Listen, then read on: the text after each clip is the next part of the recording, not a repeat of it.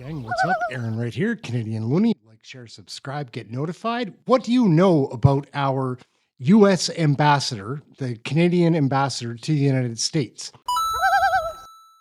Oh, yeah. Her name is Kirsten Hillman. We're going to check out all of her bio and where she comes from. She's a liberal, like, no doubt. And she says she knows how to deal with Donald Trump too, that Mark Carney knows how to deal with Donald Trump. I don't know if any of these folks really do. Anyhow, let's check out a little bit of information about Kirsten Hillman, and then we'll get into her delivering the goods on how to deal with Donald Trump in the United States, all of these tariffs, Canada-USA relations. Let's take a look. Hey, that's something everyone can enjoy. You can find out a lot of information on the Government of Canada website. Like right here, it gives a little of a introduction to Kirsten Hillman. Kirsten Hillman has served as Canada's ambassador to the United States of America in Washington since 2020. The first woman to be appointed to this position, Ambassador Hillman has stewarded the bilateral relationship through 2 administrations and the COVID-19 pandemic, managing a wide range of bilateral and global files, advocating for Canada's interests and advancing shared properties. Let's see if there's anything else we can find. I know Wikipedia, you can't count on that, but we're going to take a peek there too.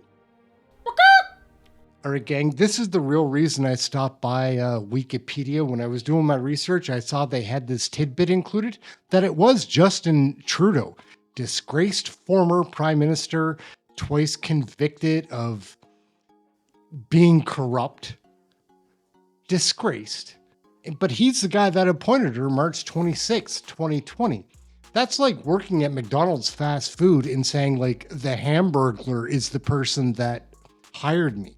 It's a joke. Is very clever and very sneaky. And he loves taking McDonald's hamburgers. Anyway, this interview is very interesting. There's a lot of insight here. We'll watch it with you. Let's get into that. Hey, that's something everyone can enjoy. Oh, Guys, this interview is wacky. This is Kirsten Hillman being interviewed by The Atlantic's Jeff Goldberg. Let's see how they do, man. These liberals are funny to watch. They're weird. Thank you very much for joining us No today. stereotypes. I'm sure most of you could intuit that in Washington journalism, until 3 months ago, the subject of Canada was not particularly controversial. So, I mean, we visit. We like Tim Hortons. We like hockey. It's the world's longest peaceful border. It's just not that controversial. And Canadians, sorry to engage in a stereotype, are pretty mild-mannered. And so it has not been a subject of overwhelming journalistic interest or controversy. Obviously, things have changed. I was talking to, and you saw her a little while ago, Ann Applebaum, and Ann said something to me that struck me. She said that Donald Trump has achieved the impossible. He's made Canadians angry. What the hell? Like, is that what they think? Like, here's one for like, oh, we can get pissed off. And so I wanna start with that, Madam Ambassador. Are you angry at the way Canada is discussed by the President of the United States? Well, first, thank you for having me in my polite Canadian manner. Yes. I think Canadians, and including myself as a Canadian, have gone through a range of emotions. I think sort of surprise, disbelief, confusion, sadness. It's like the 7 stages of grief, or 8. I don't know how many there are. Lots. But I think angry. Speak for yourself. Frustrated, angry sometimes, because we are unsettled by a behavior, in particular with respect to the tariffs, that is having serious and immediate impacts on our well-being. Economically, it's having big impacts here as well, but it's having impacts on our well-being. And Canadians are like, well, can't we just can we talk about this? Because we don't think this makes sense for you, for us. This isn't how good friends work together. Let's get down and talk to it. And we will. But I think, yes, I think Canadians have become very seized of this issue, very seized indeed. How do you explain Trump to your colleagues in Ottawa? How do you explain? Do you tell them, oh, he means it? He literally wants to make Canada a state.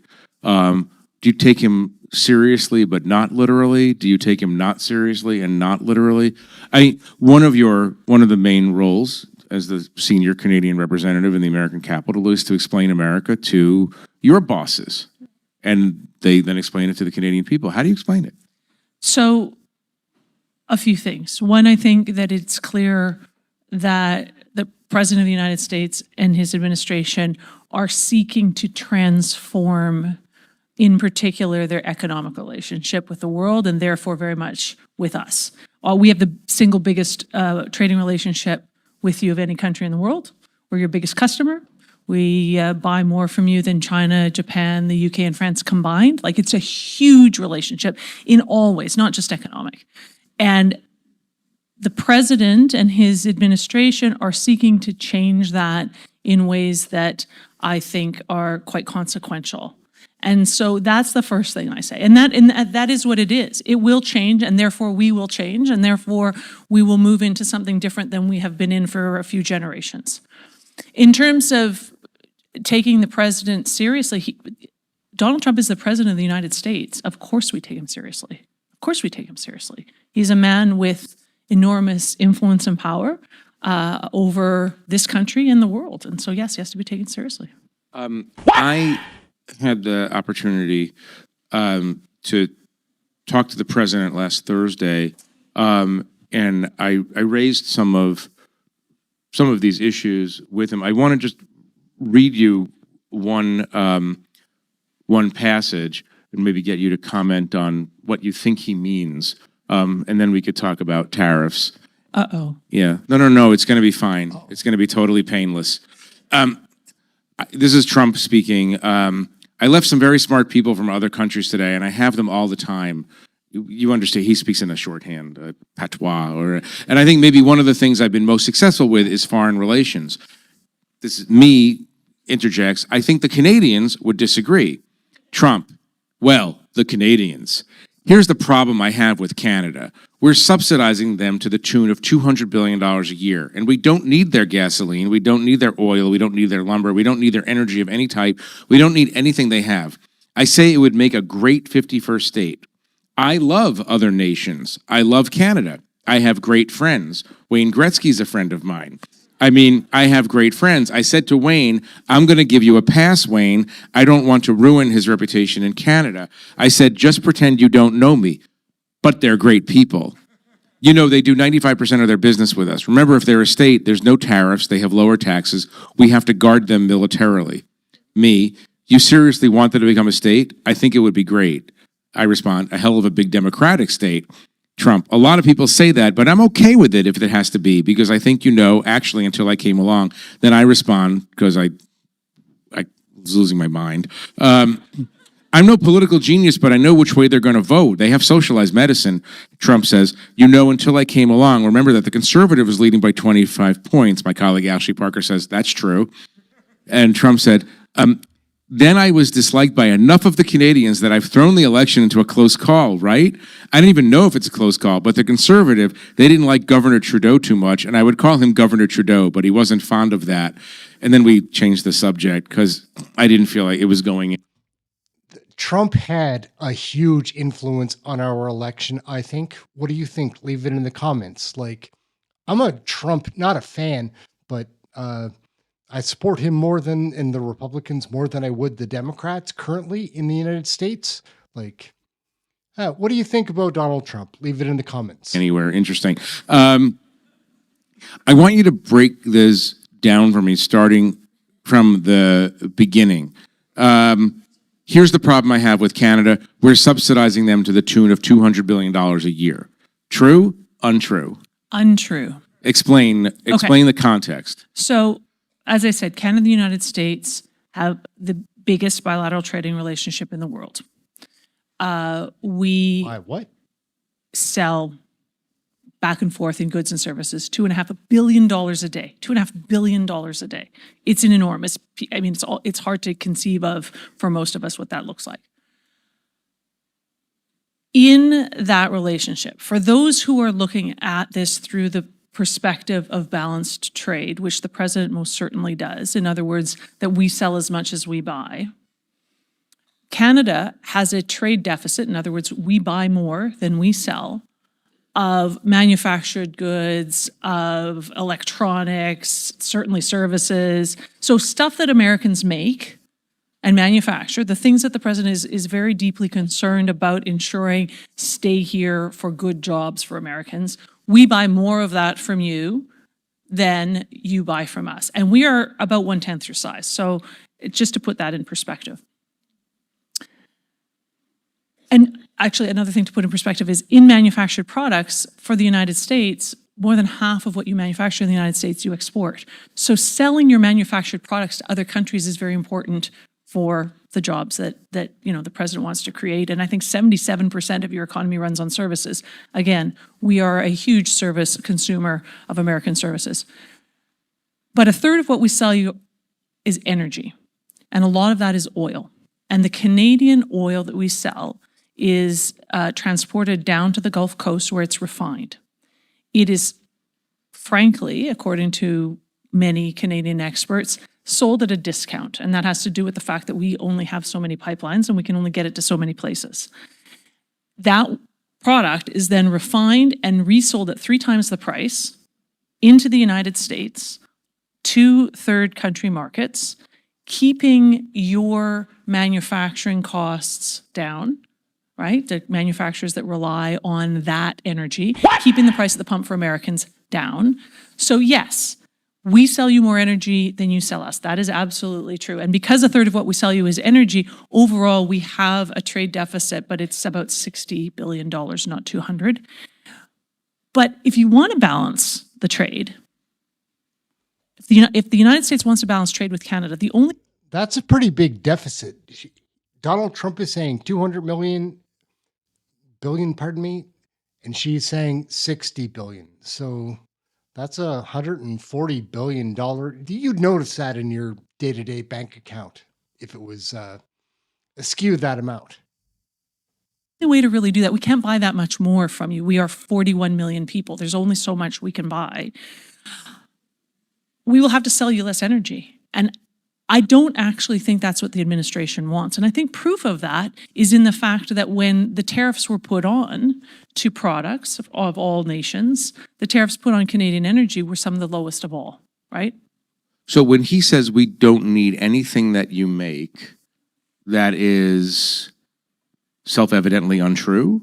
Well, I think that it is, first of all, I believe that the U.S. benefits from the Canadian energy relationship, from our manufacturing relationship. We sell you critical minerals, we sell you uranium, we sell you, all sorts of products that if you weren't buying them from us, and if you don't have them in the ground, if you don't actually have them, then you're going to buy them from someone else. And is it going to be Belarus or Venezuela, right? Where is this going to come from? Why wouldn't you buy it from us? An ally, a steadfast ally and friend, an ideologically aligned country that, wants democracy and rule of law. So what does need mean? Does it mean the United States could survive without affordable Canadian energy? Probably. Does it mean that the price of all sorts of things would go up for Americans? Yes, it does. Does it mean you might buy it from Venezuela? Probably. Is that the objective? I don't think so. I think what the president is looking for is a conversation around making sure that the U.S. is getting the best out of all of these relationships. And I am eager for that conversation because I think when we dig into the facts, we're going to see that we are a source of strength and he's going to, his people and he will see the degree to which we're a source of strength for Americans. Do you believe this is a fact-based administration? I believe it can be. I do. And seriously, that's a no. I believe that the president is attuned to the effects of his policies on American people. I do. Let me ask you this. You were, before you came to Washington 5 years ago, I mean, you actually came as ambassador to the previous Trump administration. You're an economist. You were Canada's chief trade representative. Does the president understand economics? Watch your step. I think the president understands, I think the president has a very specific vision of what he's trying to do in America. I think there are a lot of people that don't feel that the means by which he is seeking to do that make sense or are traditional. But he's undaunted. I mean, I think that's really clear. The president believes in putting in place policies, in particular tariffs, to draw investment into the United States and manufacturing into the United States. And he believes that that is going to work. And I'm not here to question that. I am here to say, if that is the policy that the United States wants to adopt, there are ways in which, in applying that policy to Canada, you are actually undermining your own policy. Can you spend a minute or two, I know it's not very long, explaining from a necessarily from a Canadian perspective, the flaws in not a specific policy, a general notion of tariffs that the Trump administration is propounding? So tariffs are essentially a tax on anything that's imported into the country, right? Well, that's what they are. Not essentially. That is exactly what they are. They are a tax on something that is imported into the country. And they serve a variety of purposes. They raise revenue. They disincentivize imports. They make imports more expensive. And by disincentivizing imports, they can potentially, I suppose, incentivize domestic production. All of that works in the abstract and sometimes in the concrete. But again, coming back to Canada, US, we are deeply integrated over generations to be as efficient and competitive as possible as neighbors and partners by using the comparative sort of advantages, if you will, of each country. So we are a commodity country. I mean, we do lots of great stuff other than commodities, but in our relationship with the United States, largely what we do, 70% of what we sell to you are inputs that you put into products that you manufacture in the United States and often sell back to us. That's energy, lumber, minerals, like small bits of machinery that go into bigger bits of machinery, steel, aluminum, right? And, you know, Canadians might well say, well, wait a minute here. We actually want to be doing that manufacturing at home. And back to one of your first points, one of the reactions in Canada, which I think is a positive for our country, is hang on a minute here. We need to be doing more for ourselves. We need to be reinvesting in what we're doing here in Canada. We need to be more resilient and stronger. You buy quite a bit of, you buy products from America that have Canadian-made components that are then being finished, sent back. Correct. In an almost, in this case, a developing world kind of relationship. You send us the raw. No, I'm not saying that. Well, I mean, but so a lot of our trade is same in agriculture. I was talking to a CEO this morning who's in the agricultural field. We sell you 10,000 cattle a month, right? Which you process into food, and you sell some of that food back to us. You sell a lot of it here at home, but you know, so we are deeply integrated. And sometimes it goes the other direction. Sometimes you sell us raw materials that we manufacture, but largely it is in that direction. And so that is a good deal for America.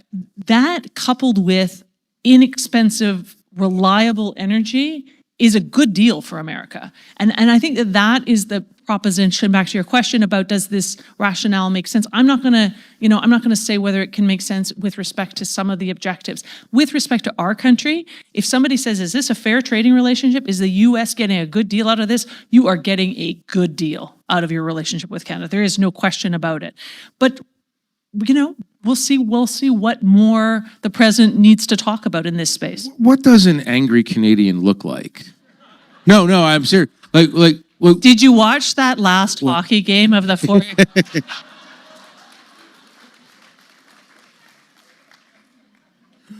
What does an angry Canadian look like off the ice? And what I mean is, is at a certain point,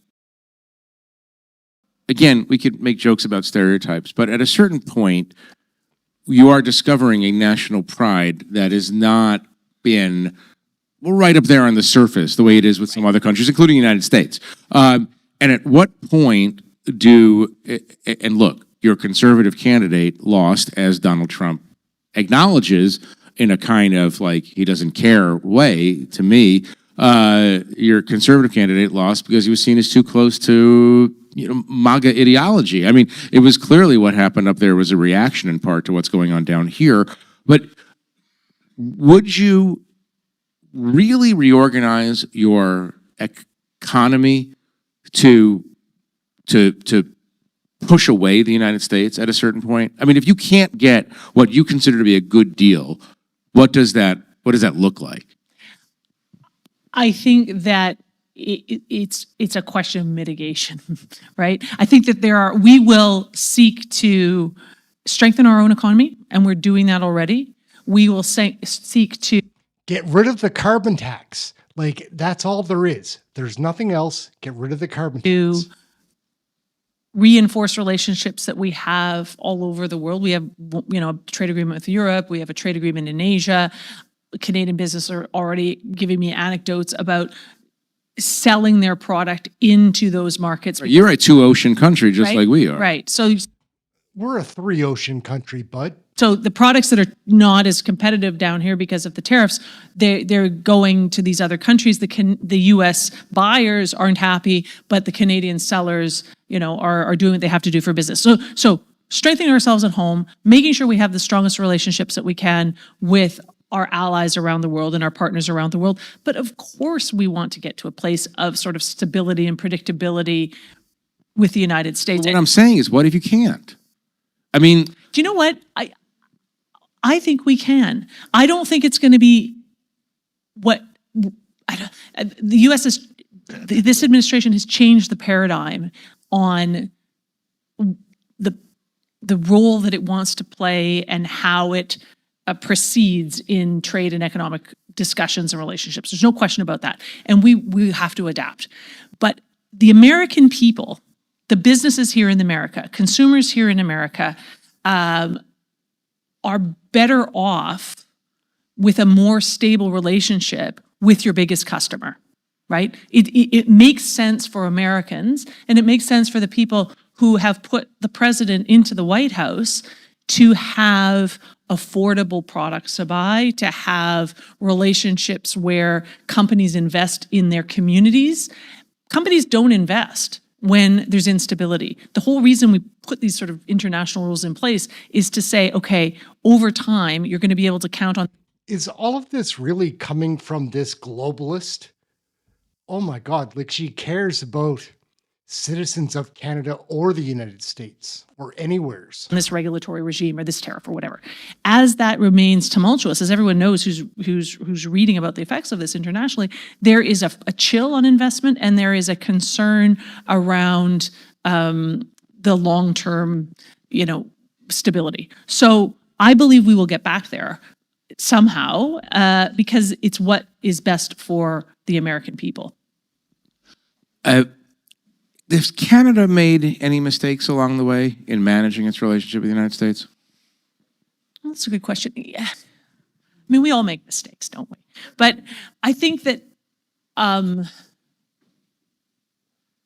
don't know, I'm not sure I would characterize it as a mistake. I think that what Canada and probably all of America's, allies around the world have to continually make sure we fully understand is that the U.S. is seeking to play a different kind of role, to do things differently. Here's a very good example, and then we have to not just hear it, but we have to actually act in a way that fully recognizes that and relate to this administration from where they are. Right? They want to transform the way the U.S. relates to the world. They will do that, and we will therefore have to do the same. But here's a very good example. In a lot of this bilateral sort of engagement that is happening with countries, I have noticed that The administration seems far less interested in something that was a big feature of U.S., especially in the economic space, U.S. activity, which was leading the international rulemaking and sort of influencing the world by setting rules for the world. A very good example is I was our chief negotiator for the Trans-Pacific Partnership. And in that agreement, the United States had very specific goals with respect to intellectual property rules that they wanted to have in that agreement. We were 12 countries in that negotiation. No one else wanted those rules, or many of them none of us were interested in, but the US insisted on a series of rules in that agreement. And we wanted the United States in that partnership. And so we all figured out a way to accept those rules. When the United States backed out of the Trans-Pacific Partnership and the rest of us went forward and implemented that agreement, we carved all those rules out. They're gone. So the regulatory changes that we would have all made in our own countries in order to align with US interests and US business interests are gone. We're not doing it, right? And this sort of bilateral transactional approach with countries has advantages for sure, but it does remove the U.S. from that space, and I find that is going to be interesting to see how that plays out. Let me ask one specific question on the subject of non-economic relationship. Your military is very small. You have I think 68,000. Indeed, we have a small military. It's embarrassing. Active duty soldiers, airmen. 70 sailors, 70, not 68. You don't spend even 2%, I think, of GDP, although you're trying to move it slowly. Did he just make a 69 joke back there? I think he did. There a legitimate reason for Americans to say, well, Canada, like many European countries, just hasn't pulled its NATO weight? I mean, I'm wondering if that's something that stimulates some American resentment of Canada. I think that there's no question that not just the U.S., but all of our NATO allies are eager to see Canada, spend more and faster. We have tripled our spending in the last 10 years or so, but yes, we can do more, and we will do more. We just had an election yesterday. I anticipate that will be something that our new prime minister. Here's a question: if they spent 70% more, where are the boots? We'll speak to, soon. Right. So yeah, I think that's a fair point. But I guess the other thing that I would say is, so absolutely a fair point, where we are trying to really orient ourselves in our defense priorities is towards things that we can do that are specific to Canada. We're spending an awful lot of the money and energy that we have on the Arctic, for example, and really investing in the Arctic, investing in North. That's a counter-Russian activity, among other things. Russia and China, yeah. Yeah. I'm going to go over a couple of minutes because I'm now making myself into a Canada expert rather late in my career, but I find this conversation endlessly fascinating. The election, is Trump correct? Did he throw the election to the Liberal? I'm asking you for your analysis. I understand you're apolitical in this role, but I'm asking you as a Canadian political analyst. I think Canadians were very focused on a small number of things and very near the top of the list for almost all, I would say, is managing our relations with the United States. That was essential to most Canadians. And then cost of living, and we have a housing shortage crisis. We have a few issues that are really important to Canadians, but absolutely managing the relationship with the United States was top of the list. Oh yeah. Hey, that's something everyone can enjoy. So it's good to know that she's aware that there is more than one crisis in Canada. We've got housing, we've got immigration, we've got the carbon tax, we have this foolish Liberal government again. Mark Carney, oh my goodness. She's at a touch, guys. Very many Canadians. How did that help Carney? Well, that's a good question. I think that Prime Minister Carney, so our Prime Minister who was just elected yesterday, was the former Governor of the Bank of Canada, former Governor of Bank of England, has a very strong economic pedigree. And I think that Canadians saw that. Doctor of destruction. Like, oh man, a PhD in economics only knows how you know ways to deconstruct an economy for your own personal benefit. As a skill set Carney's that would be very troll. important in this moment in time. If we're in a moment of transformation, I think Canadians said, okay, this seems to be the skill set that we prefer. This is my, as a citizen, sort of analysis of it. In other words, he understands what's coming in these negotiations and is Yeah, I mean, he shepherded Canada through the 2008 financial crisis. He shepherded the UK through Brexit. So he is someone who has dealt with big economic transformations. And I think that was something, and he's never been elected to office before. Right. So he's not a politician. So that was, I think, very And now he's our prime minister, guys. Never a politician, never elected, ruined UK and screwed up that whole Brexit situation. Never, oh my God. common, right? Right. So we'll see. But I think that if I was to say, I think that's, and it's not me, it's essentially what the pundits in our country are all Right. have the similar analysis. One more. It's not really a short answer, but I'm asking you to make it a short answer. But it's something that is interesting to all of us, this resurgence of Canadian feeling. Under pressure, Canadian patriotism is becoming a thing. And I'm wondering, just speak to this point as a Canadian, native of Alberta. There's two types of patriotism, brother. Like, there is not a lot of patriotism, I feel. I feel it's a very divided country, all of a sudden. Do you feel differently now as a Canadian than you did 6 months ago? Not me. I represent Canada in a foreign land, right? And I am every single day reminded of my Canadianness. It's a big part of my job to understand that and to express who we are as a nation to you here in the United States and others that I encounter. So for me, no. But I would say Canada is a deeply patriotic country. We're a deeply patriotic country with a strong sense of, our values, who we are, and our hopes and dreams. But more to your beginning point, we're a quieter bunch about it, right? We are not born of revolution.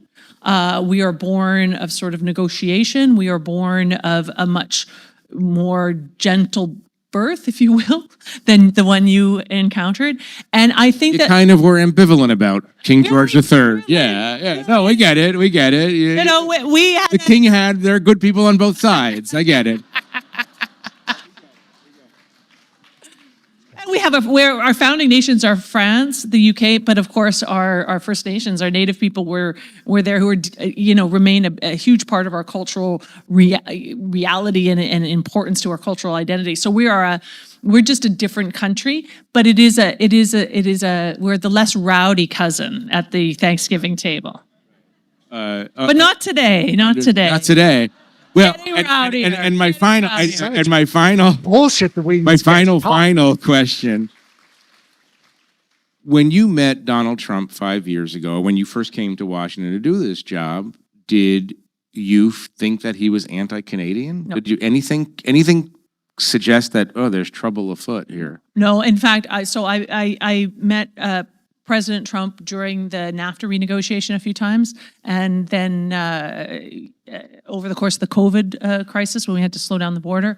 And on the contrary, I think very supportive of Canada, U.S., very supportive of us. I don't think that President Trump is anti-Canada. Just to be clear, I don't think President Trump is anti-Canada at all. I think and Canada's not anti-United States. I mean, we love you guys. You're our neighbors and our friends. I mean, you're talking about military. We fought and died together in all the wars, and First World War, Second World War, Korea, Afghanistan, all over the world. So there is no greater partnership. We have almost 500,000 people go between our two countries every day.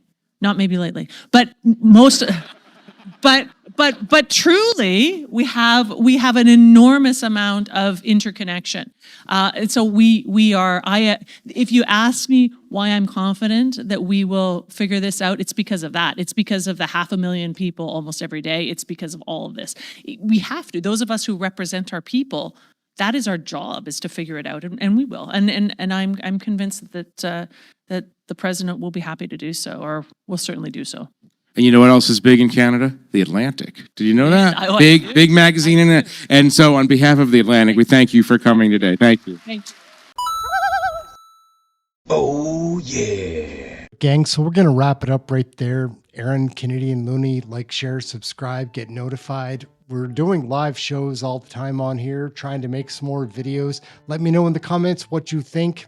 We're always changing up the way we do things here. I'm just learning about how to make videos and Canadian federal politics. I didn't know much about Kirsten Hillman until this video. Now we know a bunch more, don't we all?